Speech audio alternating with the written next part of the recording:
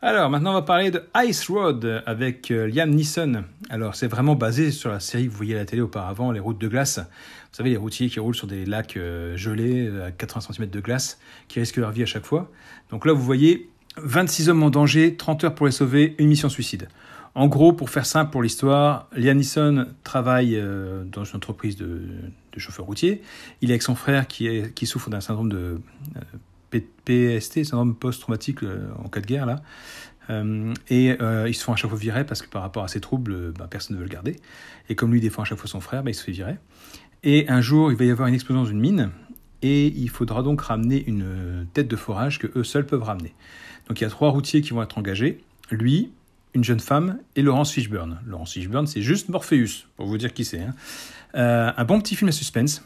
Franchement, Liam Neeson, comme d'habitude, excellent, froid, diplomatique, bien, juste ce qu'il faut. Donc Liam Neeson, comme vous pouvez le voir, il a fait pas mal de films. Bon, là, j'ai pris juste ceux des années 2010. Il y a Le Choc des Titans, il y a L'Agence sous risque, Sans identité, Le Territoire des loups, La colère des titans, Battleship, bref. Il en a fait, The Dark Rise, Tekken 2, enfin Tekken 3 forcément. Il n'a pas arrêté de tourner. C'est un bon acteur, moi j'aime beaucoup. Il a fait le rôle de Qui-Gon Jinn aussi dans Star Wars, La menace fantôme. Bref, bon acteur, j'adore ses films, je suis rarement déçu par ce qu'il fait, donc vraiment très très bien. Ensuite, forcément, je vous l'ai dit juste avant, il y a Laurence Fishburne, qui lui aussi, bon là, on le voit, mais pas, c'est pas lui la star du film. La star du film, c'est vraiment Liam Neeson.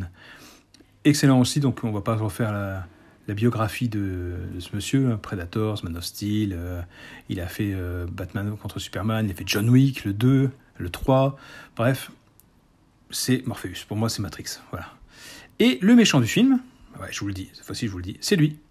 Alors je cherchais où j'avais vu ce monsieur, et c'est en tournant la vidéo, dans la filmographie, que j'ai découvert qu'effectivement c'était le fameux Abraham Lincoln, le chasseur de fantômes.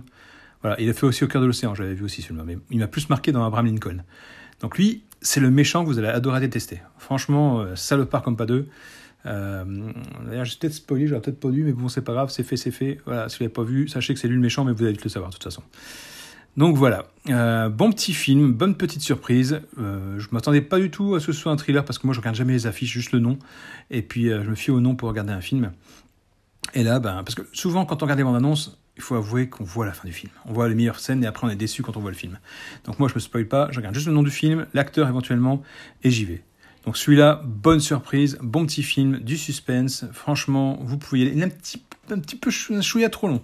Il y a des temps morts parfois, mais franchement, ça se ressent pas, vous pouvez y aller. Vous pouvez y aller les yeux fermés.